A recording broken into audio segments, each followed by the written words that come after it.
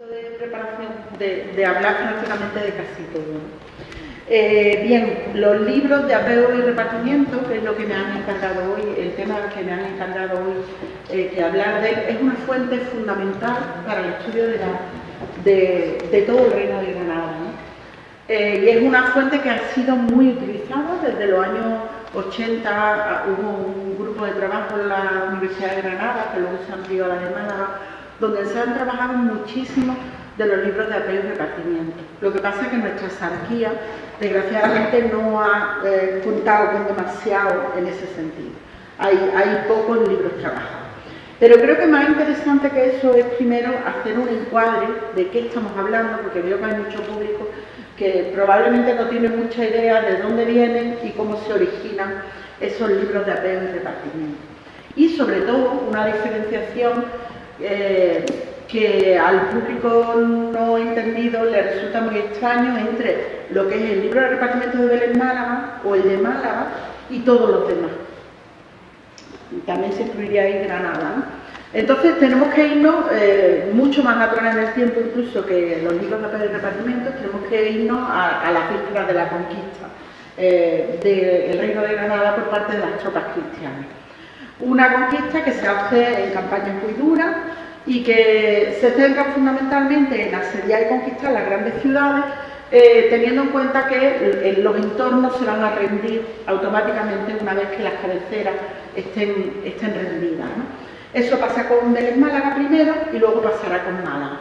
A la rendición de Vélez Málaga en 1487 seguirá la rendición de toda la costa, de toda la zona de la tierra de Vélez, y a la de Málaga pues seguirá lo mismo con la otra zona, ¿no? Esto implica que en un primer momento, cuando los reyes católicos entran en cada una de esas dos ciudades, se establecen unas rendiciones diferenciadas para las ciudades y para el entorno rural. Las ciudades van a ver obligado, de alguna manera, el desalojo por parte de sus habitantes. Las ciudades se abandonan, la población morisca tiene que salir, la población musulmana tiene que salir de las ciudades y por lo tanto se hacen para esas ciudades unos primeros repartimientos en los cuales se apea también, aunque esos libros nunca se llaman de apeo y repartimiento, solo de repartimiento, se apean y se investigan cuáles son los bienes que tienen los moriscos, porque hay que diferenciar, los musulmanes hay que diferenciar claramente, musulmanes, estoy diciendo bien, no moriscos, musulmán, porque hay que diferenciar todas las propiedades para luego repartirlas a los cristianos que vienen, normalmente son gente que viene con los reyes, escuderos, miembros del ejército y gente que va a venir de otras partes. Esos primeros repartimientos son los que se han estudiado en Málaga por Bejarano, en Vélez por López de Coca, que los ha publicado en la Universidad de Granada hace relativamente poco tiempo. Sin embargo, esas ciudades son vaciadas y llenas de cristianos, pero en el entorno rural la gente sigue viviendo tal cual. La gente va a seguir viviendo, sí se van a cristianizar las mezquitas y se van a establecer un párroco, alguna autoridad en cada uno de esos pueblos. Pero la cantidad de cristianos viejos va a ser mínima, de cristianos en esos territorios, porque todo va a seguir prácticamente igual. De hecho, van a seguir manteniendo su lengua, van a seguir manteniendo sus leyes, lo único que van a pagar unos impuestos más elevados por el hecho de no ser de la misma religión. Esta situación se va a mantener en el tiempo de manera bastante prolongada. Va a haber problemas, va a haber revueltas en algunos lugares, pero de escasa importancia, hasta que, de hecho, tened en cuenta que los impuestos que están pagando estos musulmanes que viven en el Reino de Granada están contribuyendo, por ejemplo, a construir el Palacio de Carlos V de la Nave.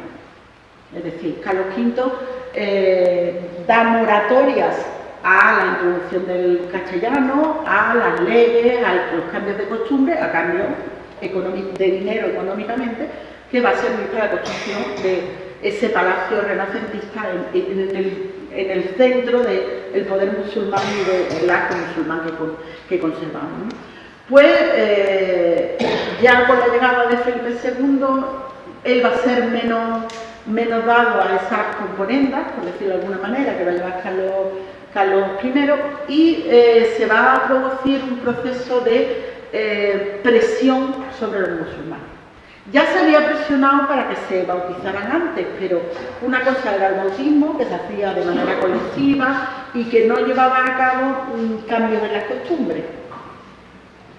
Pero a finales del 16 ya se les va a empezar a exigir que no hablen algarabía, que no celebren fiestas, que todo eso, unido a una presión política por parte de los cristianos en los pueblos y a una presión económica y fiscal, porque las necesidades bélicas de Felipe II le obligaban a incrementar los impuestos, va a generar una situación de tensión que va a estallar en las Navidades de 1568 con la llamada Rebelión de las Alpujarras, que, esto también eran alpujarras, estas eran las alpujarras malagueñas, no lo olvidemos, que aquí también se rebelaron y aquí también hubo episodios importantes de esa guerra.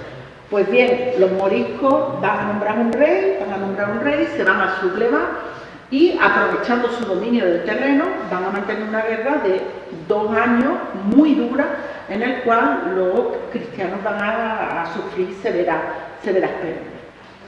Será en torno a 1570, los primeros meses de 1570, cuando se envíe al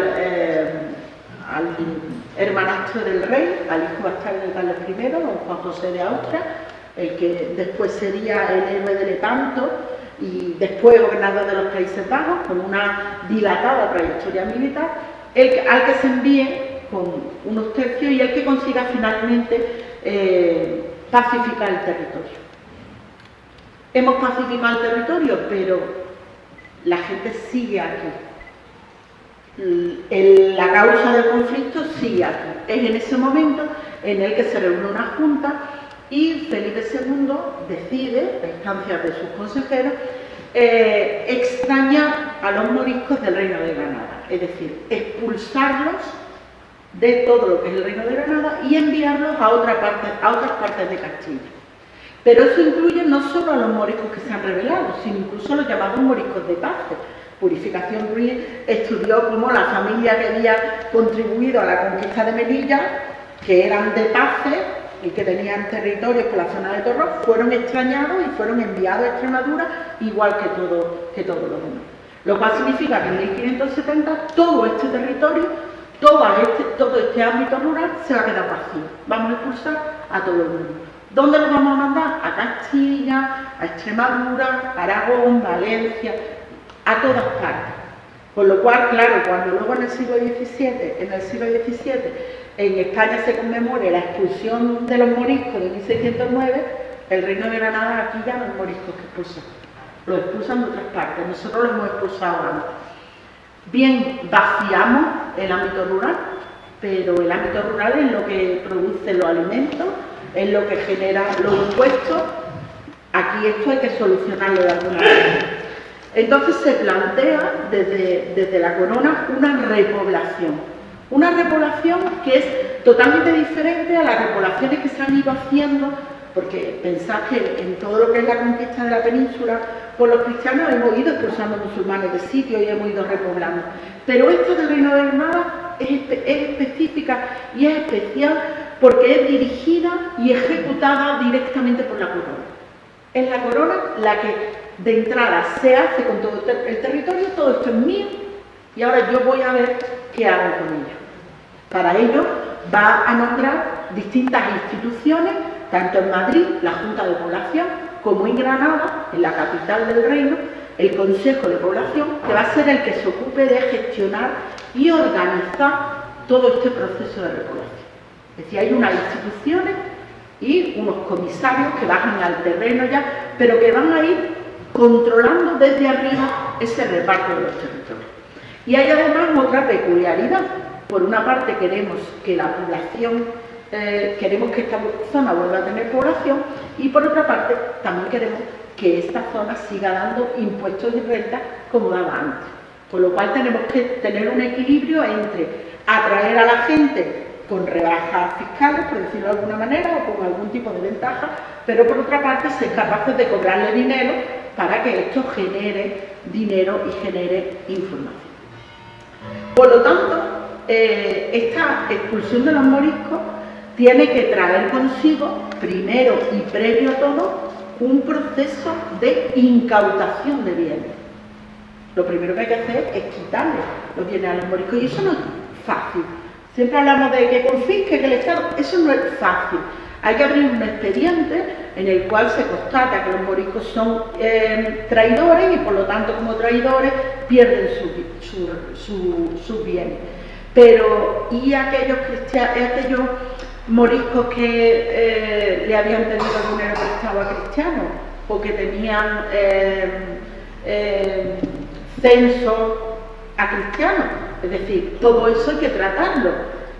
El quitarle los bienes a los moriscos no significa que los cristianos que tengan intereses sobre esos bienes los pierdan. Hay que respetarlo. Por lo tanto, eso tiene un procedimiento judicial muy interesante. Y pueblo por pueblo se envían unos comisarios que mantienen, eligen a 2 personas normalmente mayores y hábiles de cada pueblo para que les sirvan de peritos, de seises o de comprobadores de los territorios. Y van zona por zona apeando, es decir, registrando todos los bienes y todas las propiedades de esos moriscos. Eso es lo que configura el llamado libro de apeo, que es como la primera fase. La segunda fase, que en muchos casos están unidos, es el repartimiento propiamente dicho. Pero desde que se apea hasta que se empieza a repartir, hay un proceso intermedio en el cual esos libros de apeo son estudiados en el Consejo de Población en Granada, son valorados y se decide cuántos vecinos caben en cada sitio. Porque una cosa son los vecinos que hayan salido, los moriscos, las unidades familiares que hayan salido. Y otra cosa son los cristianos que realmente pueden vivir con esos bienes. Ahí se va a producir un juego porque nunca se van a completar los mismos cupos. Se considera que los cristianos necesitan más bienes que los moriscos para vivir. Y se va a hacer una composición de todas las cuestiones. Una vez que se han decidido qué número de vecinos de cristianos viejos va a poder recibir cada población, en función de los vecinos moriscos que ya vivían, del grado de devastación que había tenido el territorio en la guerra. No era lo mismo un pueblo donde la mayor parte de las casas estaban arruinadas, por lo tanto donde no había físicamente donde vivir, que aquellos territorios que se habían quedado más o menos bien, o que incluso las tierras no habían sido quemadas, y también se estudiaban las potencialidades económicas que tenían los territorios. Esos eran los criterios por los que se establecían. Una vez realizada esa disposición del número de vecinos, se publica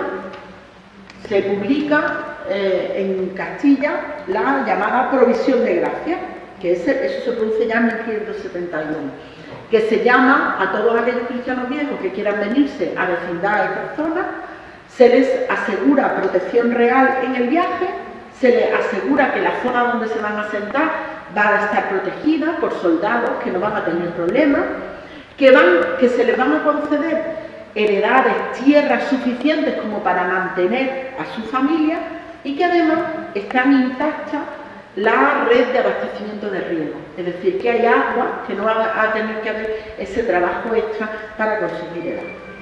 Junto a eso, se les asegura que a todos aquellos que vengan a poblar y reúnan las condiciones, se les van a ceder vivienda y tierra.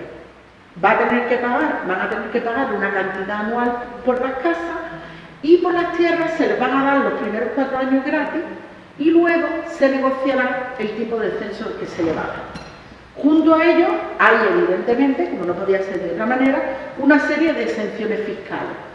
Las alcabalas, que era un 10% de todo lo que se compraba y vendía, quedaban libres de ellas durante 10 años, de la morera forera 30 años, del alojamiento de huéspedes y soldados siempre, y además esos bienes que adquirían en estos nuevos territorios no podían ser ejecutados por deuda. Evidentemente son unas condiciones muy favorables, pero aún así casi nadie acude a este primer llamamiento. porque se ofrecen sobre todo las zonas más áridas, más escarpadas, las que son menos aptas o menos útiles para la vida, ¿no?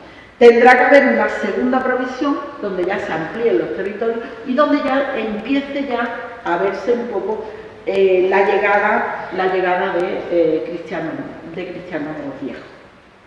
Normalmente se esperaba a que hubiera en torno a la mitad de los vecinos que se habían estipulado para cada pueblo.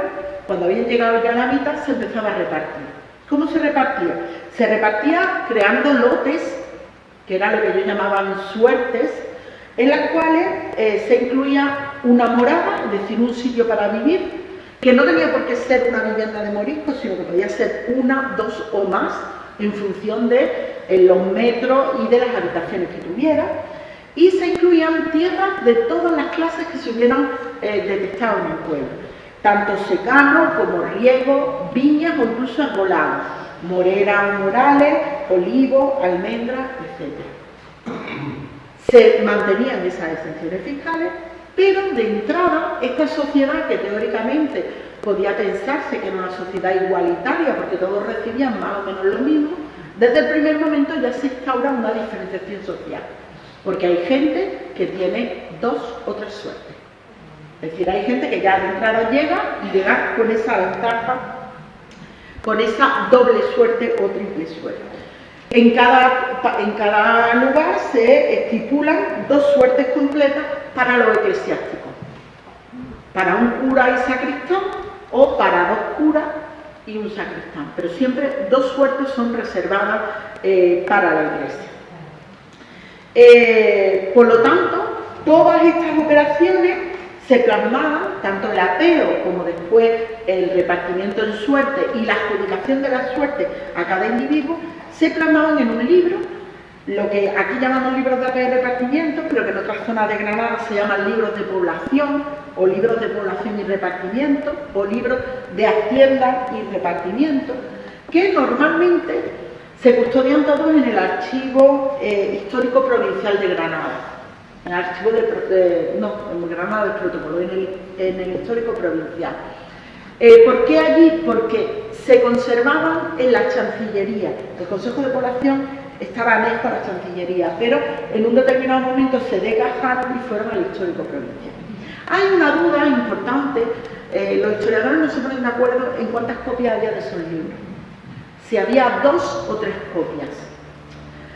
La verdad es que la mayor parte de las veces se ha conservado, antigua, se ha conservado la del Archivo Histórico de Granada. Lo que se conservan en los pueblos son muchas veces copias del 18, copias posteriores, cuando ya no se costaba mucho leer esos libros y entonces los ayuntamientos que tenían problemas de pleitos por tierra o que tenían problemas por linde, hacían una copia porque era la mejor manera de saber claro cuál era su territorio y tener claro cuáles eran las suertes, los lugares comunes, etcétera, etcétera. Bien, estos libros de apeo y repartimiento, por lo tanto, organizan el acceso a los recursos. Unos recursos que al final van a cederse, sobre todo en esta zona, mediante un censo enfiteutíco.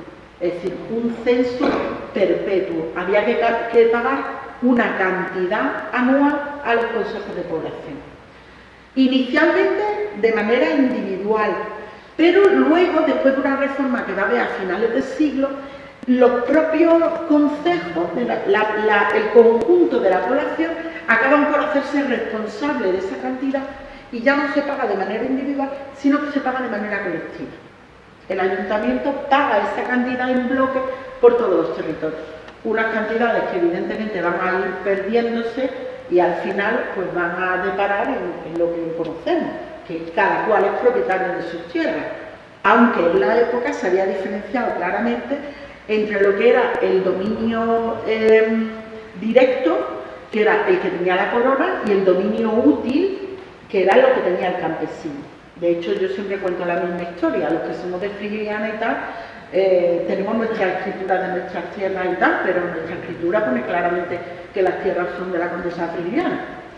Lo pone, ¿eh? Ahora, ¿cómo se negociará eso? Es como una carga, como cuando pone que tienes una hipoteca, ponerlo lo pone. Nosotros no pagamos nada, ni allí ha venido nadie a pedir nunca nada, pero costa. Aquí el Consejo de Población acabó por perderse, ¿no?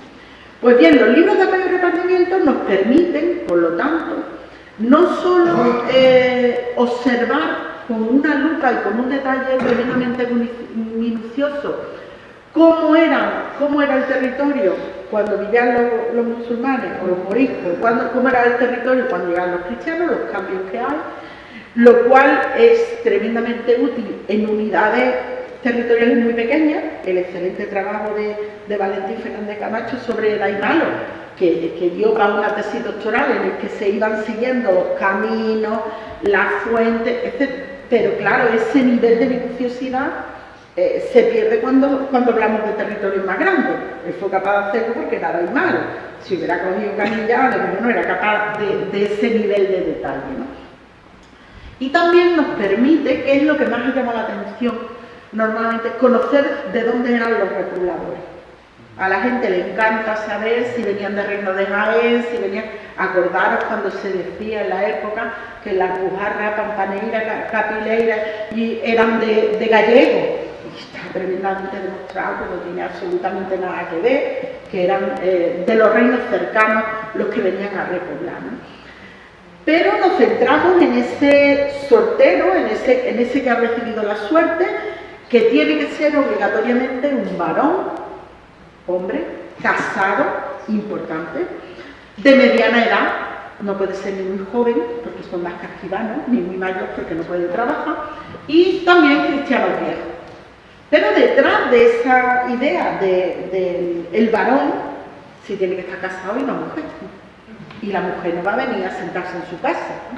Estamos hablando, si está exigiendo que la suerte se le dé a un hombre casado, está exigiendo que la familia sea un núcleo, una unidad de explotación.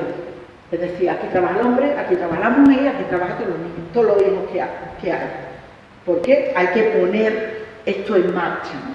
Por lo tanto, hemos estudiado mucho los varones, pero nos hemos olvidado mucho de esas mujeres, de esas esposas, hijas o de viudas que reciben la suerte porque cuando llega el momento su marido se le ha muerto y ella tiene derecho a ese territorio.